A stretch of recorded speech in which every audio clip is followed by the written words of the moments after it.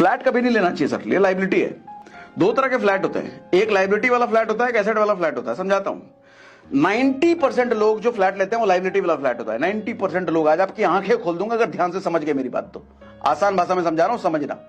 90% लोग जो फ्लैट लेते हैं वो लाइबिलिटी फ्लैट होता है। आपकी जिंदगी खराब कर देगा वो फ्लैट, और खराब करता है। और जब तक आपको एहसास होगा आपके हाथ में कुछ नहीं बचेगा, सारा पैसा जा चुका, बैंक ले जा चुका होगा, पैसा आपका लूट चुका होगा, खसोट खून निचोड़ चुका होगा बैंक आपका पैसा। देखो क्यों नहीं लेना चाहिए फ्लैट, लाइबिलिटी परेशान करने वाला फ्लैट होता है। देखो फ्लैट में जनरली लोग 20 साल की ईएमआई वाला लोन लेते हैं, यानी कि आपका अपना फ्लैट होगा वो 20 साल बाद, तब तक तो बैंक का है। जब तक वो फ्लैट आपका होगा उसकी कंस्ट्रक्शन क्वालिटी पुरानी हो चुकी होगी, उसका डिजाइन पुराना हो चुका होगा, यानी कि 20 साल बाद अगर आप उस फ्लैट को बेचने जाओ सर बिकेगा नहीं। क्यों? आज के टाइम में दिल्ली एनसीआर के पास एक एरिया है इंदिरापुरम, इंदिरापुरम में सर 20 साल पुराने फ्लैट्स हैं, जाकर के देखोगे ना वहां रहने का मन नहीं करेगा। क्यों? बिल्डिंग जर्जर हो चुकी है एक तो वो, प्लस हॉल का डिजाइन ऐसा है, रूम का डिजाइन अलग है, बैल्कनी का डिजाइन ऐसा है, पसंद ही नहीं आएगा। और आज के टाइम पे जो फ्लैट्स बन रहे हैं वो पसंद आएगा आपको। इसका मतलब जो आज के टाइम पे जो फ्लैट्स बन रहे हैं जिस डिजाइन के, सर 20 साल बाद क्या वही डिजाइन चलेगा? नहीं।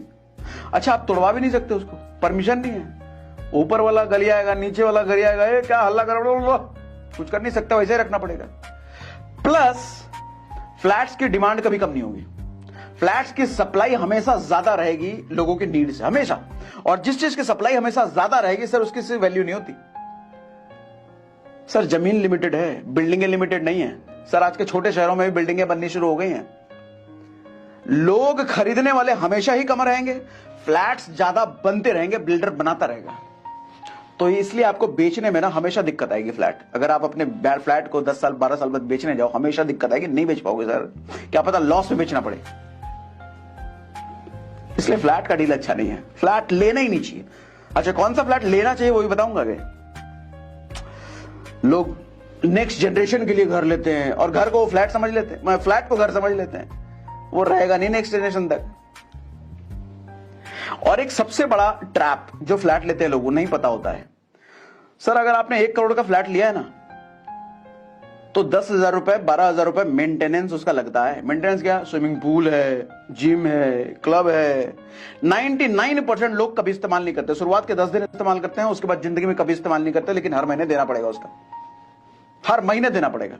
सर 10,000 रुपए महीना अगर एसआईपी में डाल दिया होता ना सर, 31 करोड़ रुपए बन जाते हैं 40 साल बाद। 31 करोड़ रुपए 40 साल बाद एसआईपी 15% के हिसाब से, यानी कि 31 करोड़ रुपए वो ना यूज करने वाले क्लब में फूका, जो ना यूज करने वाले स्विमिंग पूल में फूस दिया, ना यूज करने वाले जिम में फूका आपने। सर कभी सोचा है ऐसे? इसलिए कब कहता हूं कभी फ्लैट लेना मत। अच्छा अब सुनो, कौन सा फ्लैट लेना चाहिए, ध्यान से सुनो, ये भी बताता हूं कौन सा फ्लैट लेना चाहिए, ये बताता हूं। सर फ्लैट वही लेना चाहिए जो आपको सालाना कम से कम 5% कमा के दे। समझाता हूं, मान लो 1 करोड़ रुपए का आपने फ्लैट लिया, मान लो 1 करोड़ रुपए का फ्लैट आपका, तो 5% सालाना उस फ्लैट से आपकी कमाई होनी चाहिए। आपको 5% सालाना बहुत कम है, इन्फ्लेशन ही 7% है, फिर 5% क्या? सर फ्लैट में 5% इनफ इसलिए है क्योंकि फ्लैट में आप रह रहे होगे या फिर रेंट पे लगा रखा हो, वो यूज हो रहा है। जैसे बहुत सारे एसेट होते हैं, जैसे गोल्ड को आप यूज नहीं कर सकते, वो रखा रहेगा, वो शेयर में लगा रखा है, उसको यूज थोड़ी कर रखा रहेगा वो। लेकिन फ्लैट प्रॉपर्टी ऐसी चीज है जिसको आप यूज करते हो, ठीक है। 5% क्यों मैं कह रहा हूं अच्छा है वो भी अभी बताता हूं, ध्यान सुनो। सर 1 करोड़ के फ्लैट पे 5% का मतलब हुआ 5 लाख रुपए सालाना आपको वहां से इंटरेस्ट आना चाहिए, मतलब कमाई आनी चाहिए। यानी कि महीने का अगर देखो तो 40,000 रुपए मंथली आपको वहां से रेंट आना चाहिए। 1 करोड़ के फ्लैट का अगर 40,000 रुपए मंथली रेंट आ रहा है, यानी कि वो अच्छी डील है, अच्छा फ्लैट है, अच्छी इन्वेस्टमेंट, ऐसा लेना चाहिए। 20 साल में आपकी प्रॉपर्टी हो जाएगी बिल्कुल फ्री। 40,000 रुपए महीना अगर रेंट आ रहा है तो 20 साल में आपका आपने जितना दिया है उतना आपको मिल गया रेंट से। 20 साल बाद फिर प्रॉफिट ही प्रॉफिट है। अब उस 40,000 रुपए रेंट वाले प्रॉपर्टी में आप खुद भी अगर रहते हो, कहीं और रहोगे तो आपको 40,000 रुपए पे करने की अगर हैसियत है, पे करना चाहते हो, उससे अच्छा अपने फ्लैट में रहते हो तो 40,000 की बचत है ना। तो बात एक ही हुआ, या तो रेंट ले लो या फिर रेंट कहीं देने से बचा लो, फायदे की डील है वो। ऐसा फ्लैट लेना चाहिए, ऐसा फ्लैट एसेट है जो आपको 20 साल में फ्री कर देगा। लेकिन 1 करोड़ का फ्लैट ले लिया, पता चले 10,000 रुपए रेंटल वैल्यू है, भैया ऐसा फ्लैट ना लेना, ना ना ना ना ना, सर का दर्द है, वो गरीब कर देगा, वो पैसा नहीं छोड़ लेगा वो, ऐसा ना। ठीक है। असली एसेट जो प्रॉपर्टी में होती है ना सर, जमीन होता है। जमीन एक ऐसी चीज है जो कि बढ़ेगी नहीं दुनिया में। भगवान ने जितना जमीन बना के दे दिया है उतना ही रहने वाला है।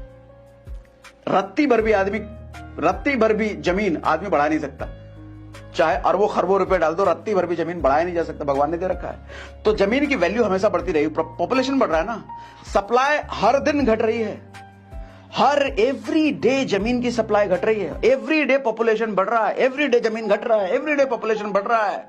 जब सप्लाई चीज की हर रोज घट रही है, इसका मतलब सर जंगल में भी जमीन है ना, उसकी भी वैल्यू बढ़ेगी, उसकी भी वैल्यू बढ़ेगी। या फिर अपना घर खरीदो विद जमीन, जमीन के साथ साथ अपना घर। 20 साल बाद कंस्ट्रक्शन पूरा ना हुआ, तोड़वा करके नया बना दो। कोई चिल्लाने भी नहीं आया, क्या ठोक टाक करा रहे हो, क्यों तोड़वा रहे हो? अरे अपना घर है, तुम्हारे बाप का घर है, हम तोड़वाएंगे, कुछ भी करें, भाग से भगा दो उसको। फ्लैट भी नहीं कर सकते, ऊपर वाला चिल्लाएगा, नीचे वाला चिल्लाएगा।